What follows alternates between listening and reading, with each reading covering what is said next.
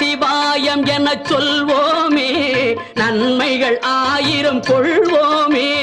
நம சிவாயம் என சொல்வோமே, நாராயணா என்ன சொல்வோமே, 4 வகை துன்பத்தை வெல்வோமே. நாராயணா என்ன சொல்வோமே, 4 வகை துன்பத்தை வெல்வோமே. நாராயணா என்ன சொல்வோமே.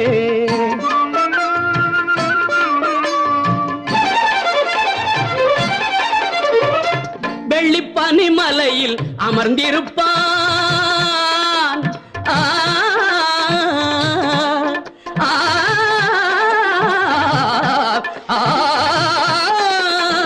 வெள்ளிப்பனிமலையில் அமர்ந்திருப்பான், வேதங்கள் பாடிட மகிழ்ந்திருப்பான்.